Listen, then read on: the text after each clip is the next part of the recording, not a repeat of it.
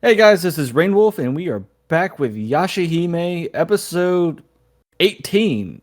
Surprisingly, we are getting fairly close to the end. Before we go more into it, let's introduce everybody else. Hey guys, Karajo Silverheart here. And Asuna Silverheart. And this is Lyria. So, the pace they're taking is really dragging, in my opinion, right now.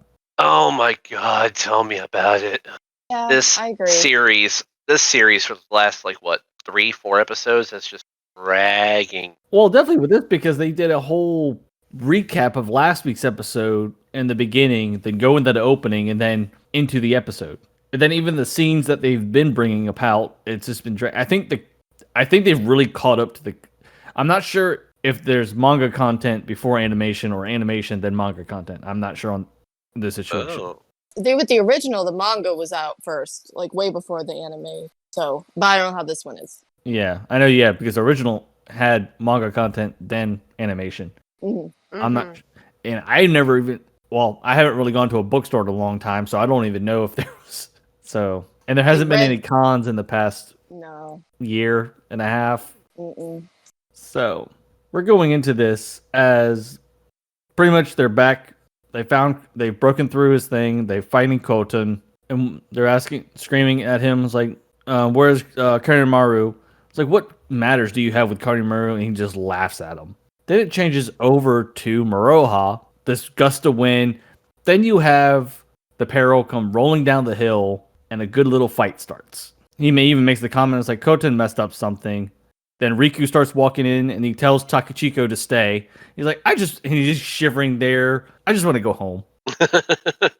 He is so just, not about everything that's going on right now. He is freaked the F out.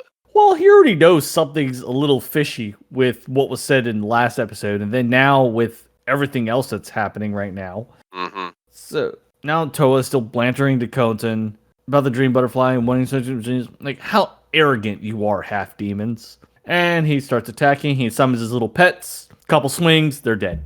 They're not as weak as they used to be. They're not a threat. Yeah. These two, they were more or less a distraction as opposed to an actual threat.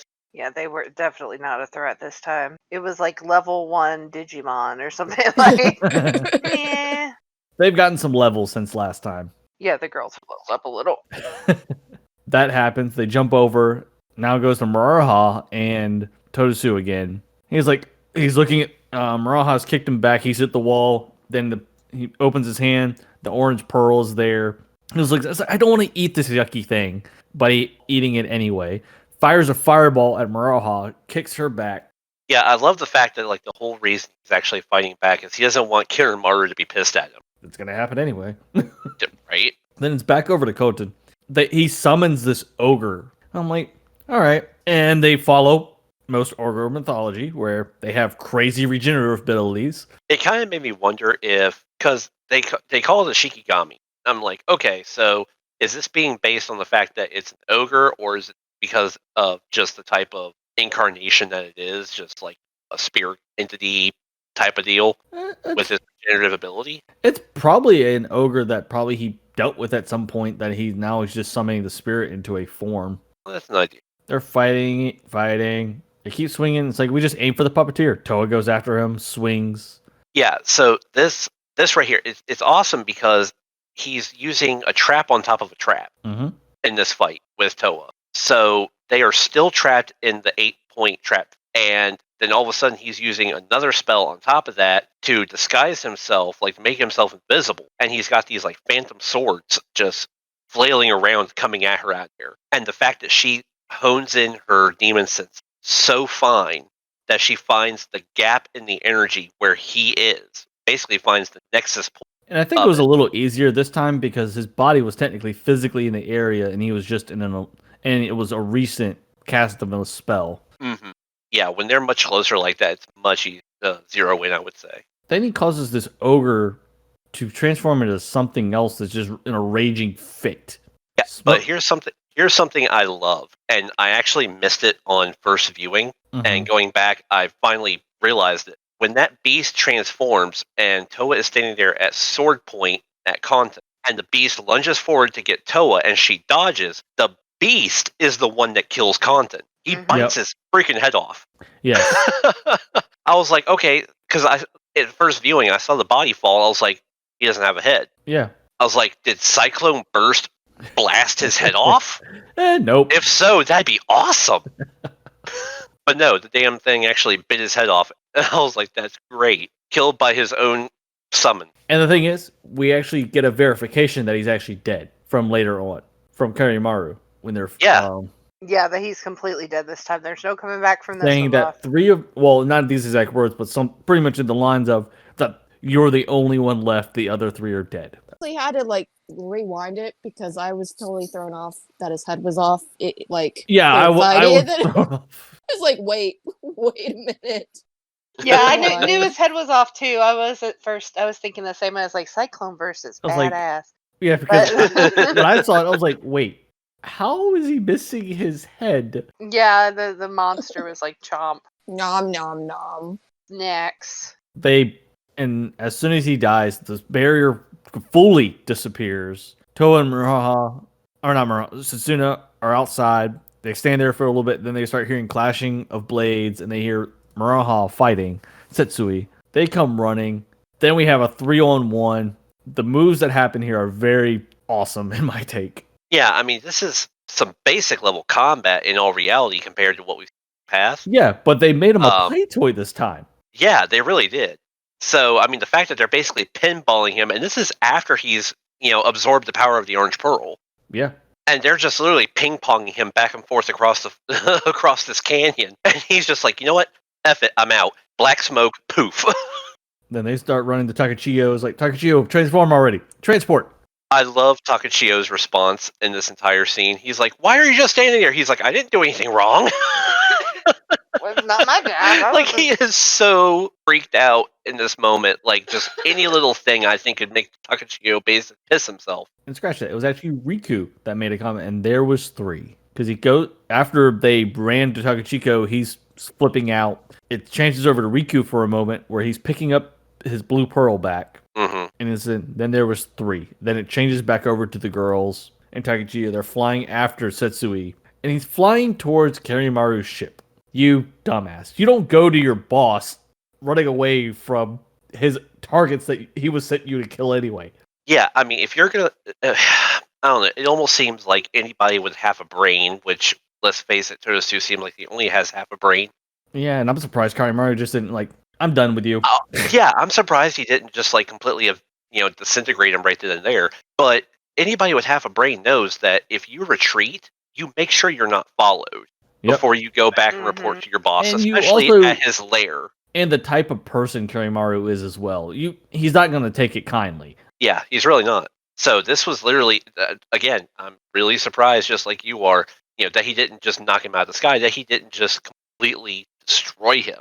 And the funny thing is... you're useless and you're an idiot. Well, Poof. I almost think, too, that maybe that's what Kirimaru wanted. Maybe he's like, bring them to me, and then he was just like, you're an idiot. Like, he was like, if you can't kill him, bring him, or something along those lines. That's the only thing I could think of would be the only reason why he wouldn't... I don't think so, because of the line that he was like, you're bringing uninvited guests to my home. Yeah, I have to agree with you on that one. I think it was one of those things of he sensed the battle close by, and he sensed something approaching, so he was out on the bow of his ship seeing what it was, and when he realized that Totosu was being followed, he was like, hell nah. And the thing is, when he knocked him out of the sky, that wasn't a skill or anything. That was just his demonic energy waving out. Mm-hmm. And that wasn't even like a pure flex or anything either. That was just, I mean, comparatively, it was a blink. Yeah.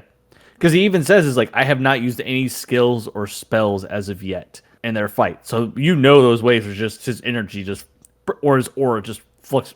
Yeah, fluctuating, yeah. Just poof. But yeah, so he dismisses Totosu. Totosu runs off, like the scared little puppy he is. And then he knocks Takachiyo with another blast wave, knocking 3 girls to the ground. Mm-hmm. And Takachiyo flying off somewhere. Yeah, I love Moroha in this moment.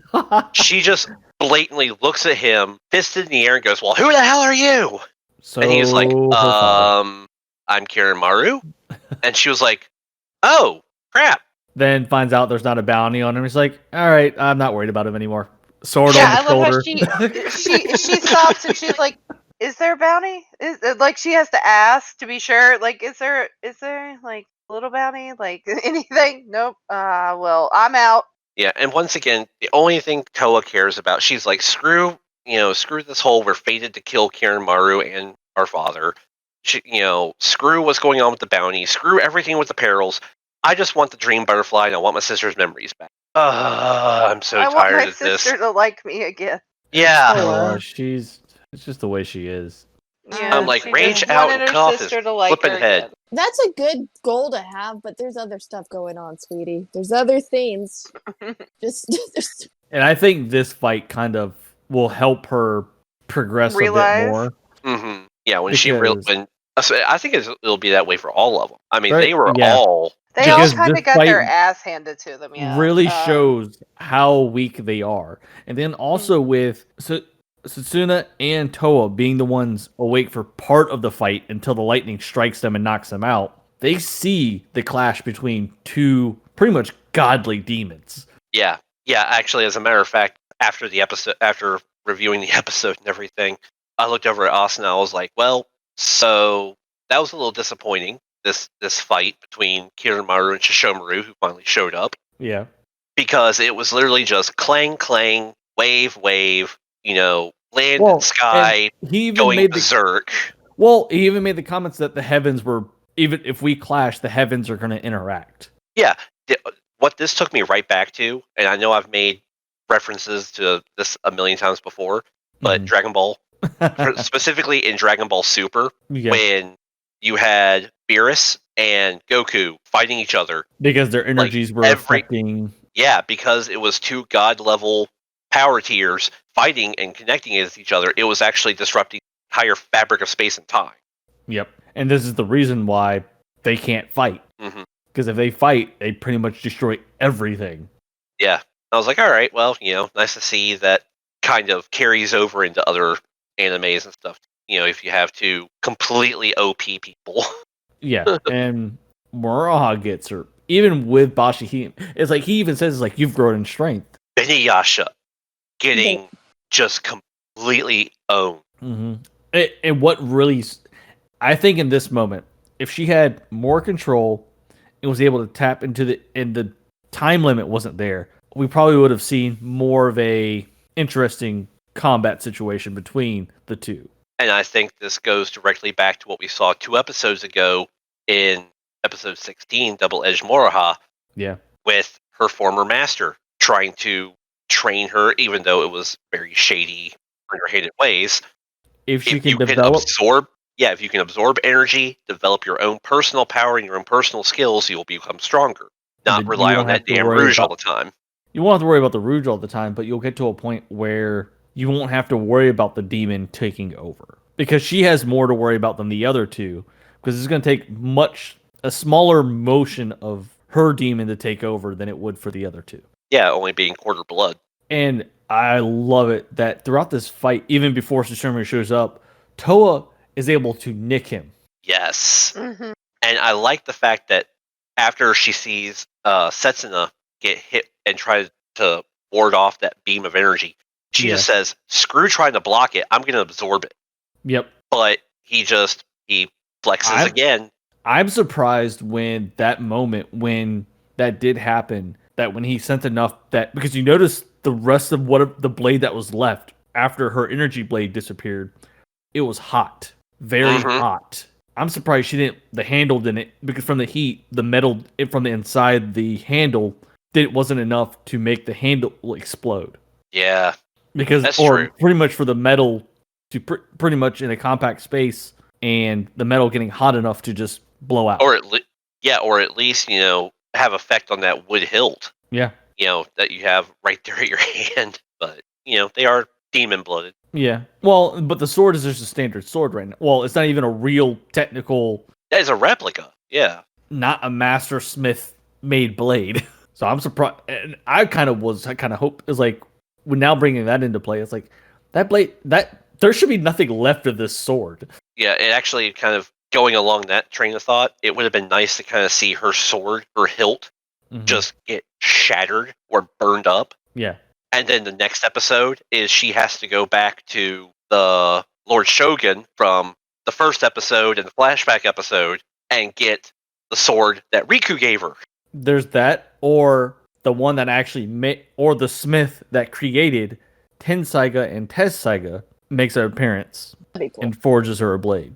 There's an idea. But considering the fact that we've already got Shishomaru having to use his sword, and Well, I really have a feeling that with everything that was kind of predestined, earlier, a few episodes back, with the whole thing saying that Inuyasha's ability is going to be needed in the future. Yeah. I really don't see them making like a third legendary sword. Well, I don't think it would be a legendary sword. It would be a sword.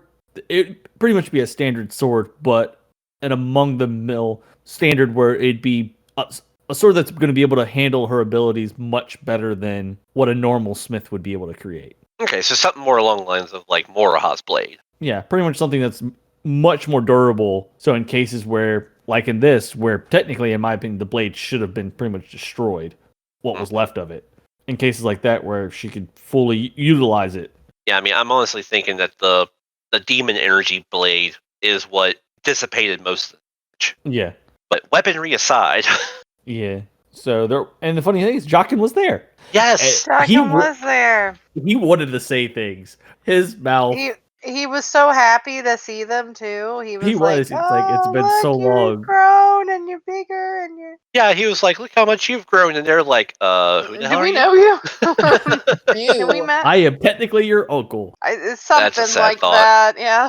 Well, because of the bond that is there between Ren. The connection that there is between him and Shishomaru, there's no other way to really see him as anything else.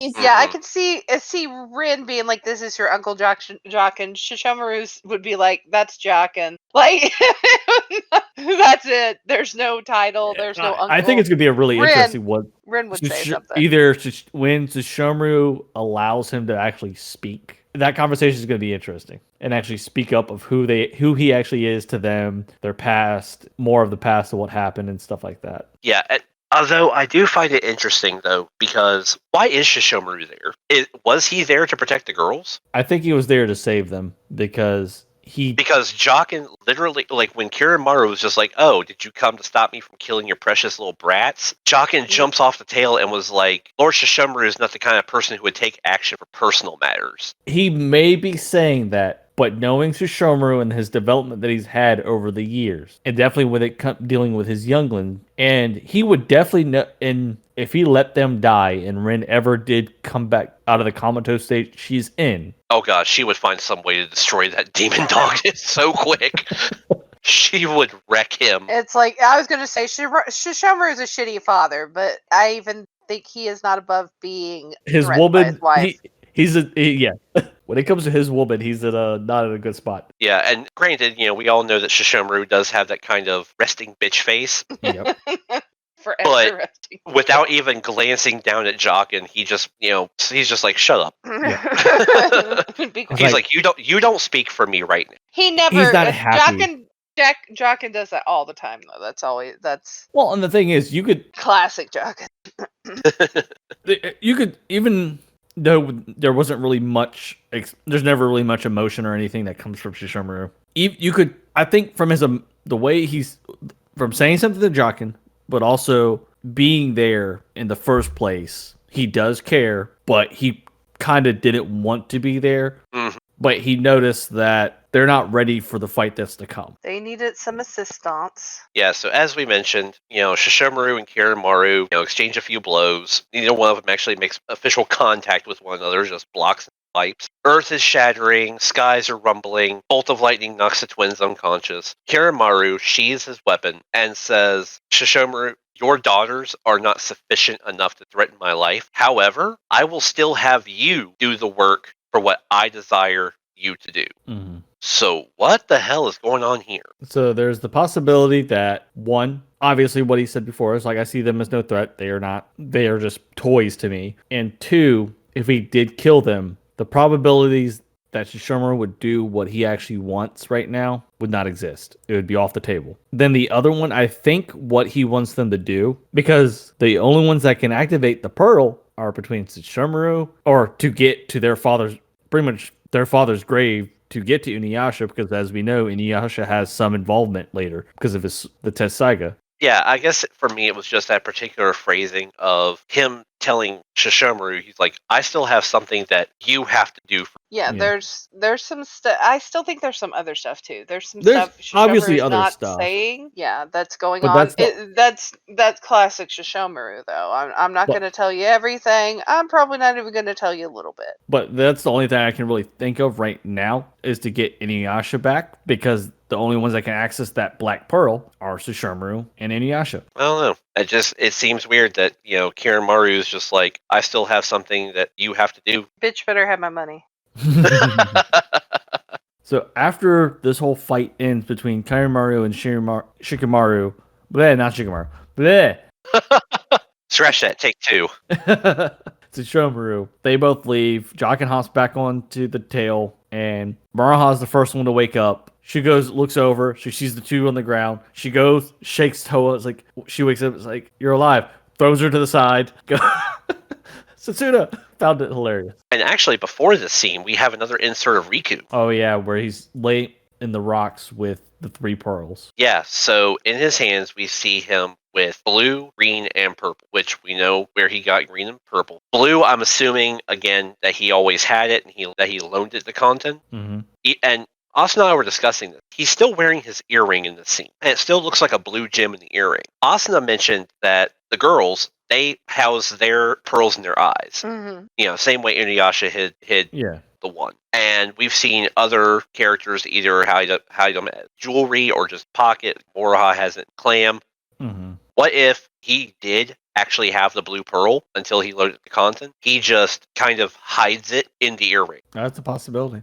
Be a thing. So But it's like a focal for his magic. Yeah. I can definitely see that because they did put a lot of emphasis on the ring in the one episode. Yeah. Yeah, I And mean, then the first 2 times we really saw Riku, he would always flick the earring and then do something. So I'm really kind of backing Austin on this, that it either he it houses inside it, or it actually just hides. Yeah. But Riku is hellbent determined on getting all the pearls, but Because we keeping come to them for find himself. out, that once all 7 are together, there's something involving it. It's kind of like bringing the Dragon Balls together. Hey, there's 7 of those too. Yeah, you're not gonna let the Dragon Ball Z references die. I don't think you will. No, but it's okay. We It's support fine, him. babe. It's yeah. We support his Dragon Ball Z fetish. They have a slight conversation. They're standing still there on the beach. Then it changes over to night. Satsuna's playing the violin. Moroha's at the tree, and she starts kicking it. Trikio, come out. Come on, we need to talk. Basically. Why is Show this tree yourself. not Do working? something, damn it. It was Toa pretty funny there, when she was kicking the with her tree. hands in I'm her not pocket. gonna lie, it was pretty great. It was hilarious. And I could see Moroha the only one doing this. Mm-hmm. It almost makes you wonder if Moroha would stoop to the level of, I'm going to fire Crimson Dragon Wave at the tree. I summoned We know Don't she tempt would. her. Dragon Wave. Don't tempt her. I mean, if it has an effect. So they're all there at the tree. Una's still playing. Toa looks up. Maraha's now sitting at the foot of the tree, hands above behind her head, and it's just out in a thought. Yeah, Toa's just thinking to herself, I wonder what Sesshomaru is trying to do. Yeah. Which I think That's kind of... the question everyone has. Yeah. And it does show a picture of Ren, so it has something to do with all that. Oh, yeah. And it could, I don't know. And this is kind of a thought to self or theory or whatever you want to call it later, is that if depending on how they take this, because as we know, the series is not going to end with this season from the information we have, and definitely with how much they're dragging it out, not ending anytime soon. No. What if it comes to a situation where, because we don't know if Inuyasha and Kagome have been asleep the whole time at the graveyard or what. But we do know it affects time, so time, if they are awake and moving and whatnot, time is a pause for them, so they're not aging or anything like that sort. Yeah, I would definitely... I don't think that they would make it to where if they did come back, they'd be like, in their 60s, 70s, 80s. Something like that. And this is Well, I kind of mean, like a it's not been training. that long either, guys. Like, it really No, hasn't but been I'm that saying, long. like, They're if they're going to teenagers. affect time in a pocket dimension like that, Yeah. they're pretty much going to make time stand still. Yeah. It's not like they're going to rapidly accelerate time. It's not the hyperbolic time chamber. For God's sakes. Like super age, no. Yeah. So this is just a throwing out there, just a weird thought or whatever you want to call it. What if Sesshomaru with the bee just pops up next to Murahha just for the hell of it? Hey, you're gonna take a visit. Poop, throws her into the portal. Oh my God, that goes would be... in and starts training with her father That would be amazing. Oh my gosh. on her swordsmanship Oh. and everything else. Oh, that The would thing be- is, I can see it's like the way it would happen is like, oh, he's just flying by, or one of his pearl falls accidentally. Well, first it would have to be like dealing with them not trying to kill one another immediately because. Well, you could think because Sesshomaru It's could. Maroha. She would be like, who's this guy you just threw me in this bubble with? And then like, it would definitely take a Gome being there to be like, listen. Well, obviously there's going to be that whole debacle of them trying to kill each other because one, they don't know who they are, but then after little swings or so, definitely with their After attempted murder, number 12. their scent, because you got to remember they both have very strong scents. Mm-hmm. They're going to pick up. And the thing is even though they've been separated for so many years, Inuyasha would still remember his own daughter's scent. Well, Yeah. that's the thing. Well, Inuyasha's gonna know, but she's not gonna. She's gonna be immediately But Maroha. that's why I said it's going to take a moment that after a few clashes and everything like that. It'll be okay. It'll be okay. Yeah, there's gonna be- But that is a Maroha- cool idea.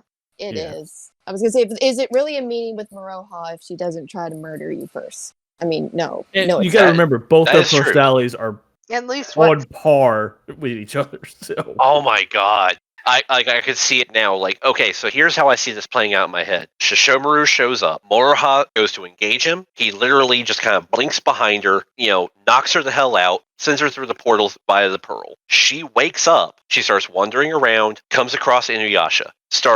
They start having an argument just out of nowhere. And he was just like, he catches the scent and he was just like, no, it can't be. And she was just like, what the hell are you going off about, old man? Blah, blah, blah, blah, blah, blah, blah. Or something. She takes a swing at him. Are He you a starts demon? screaming. You smell like a demon. You're at least a little Yeah, bit demon. yeah. He starts going off on her about something like, what the hell are you trying to do, you little brat? I'm trying to trying to talk to you here. That's pretty accurate. Kagome Are you shows sure up. you haven't seen this anime before? Kagome shows up and, hey, let's just say on a whim that she actually had her bow. She'd probably try to Or kill she it. forged She's trying one to kill while her there. husband first. I'm just gonna say that. Or no, even no. She'd be like, "Leave my baby alone." all she wants to do is say I'm sit. sorry. I was getting ready to say it. Damn it! I was getting ready to say it. I was like, she didn't even need the damn bow. All she does is yell, Inuyasha, sit, boy! and just he face plants. Now into the preview of next week's episode, and this is feeling like a filler. Oh my God, filler. Why? Filler / development for the two. Well, like strength wise. It's a filler. It's a filler. Yeah, so next week's episode is called Princess Aya's Beniyasha Hunting. So basically the premise of it is this Princess Aya has summoned the demon hunters and the mercenaries, like the bounty hunters, to engage each other in Mortal Kombat, basically, Yeah. to kind of see who would be the one to fulfill some kind of like high-end contract, I would assume, because That's my guess. they're calling it the Beniyasha hunting. So I'm betting anything that somewhere in here there's going to be this weird paradigm shift of Moroha used the Rouge one time, And went did a boo-boo. mental. Yeah, went mental, messed up some stuff for this princess, and now she's wanting revenge on the psychotic demon, and she's doing a kind of gauntlet a gauntlet test to see who would be most capable of going after the demon. Gauntlet test, but in my opinion, well, it's a gauntlet test for her, but character development wise, it's kind of a training ground for the two. Yeah. Well, and Of the course, two you I know- mean is Murahha and Setsuna, where they keep going. They're pretty much going all out on each other. I mean, I love this clip that we see of Crimson Dragon Wave versus Cyclone Burst. Mm-hmm. I mean, I love this image. It's that one scene I think has my interest for next week. But other than that, I'm kind of like, all right, can we get past this episode so we can get back to the Sesshomaru That's how Kiramaru plot? That's how I'm feeling right now for this one. this next week's going to be, as of right now, I think a drag. I think it'll be Gaming of the action week. for action. Yeah, it'll be action because God knows we haven't gotten much of it the last couple episodes. So I don't know anybody else. I agree. I think it's just going to be a very actiony episode. I don't know if we're going to get a lot of information, but we've been wrong before, so we may be surprised. Yeah. Toss something in there. Like, it's possible. So I guess we'll see. Exactly. And I think that's all for this week. So until next time, I'm Rain Wolf. I'm Kira Silverheart. I'm Asana Silverheart. And this is Lyria. Bye.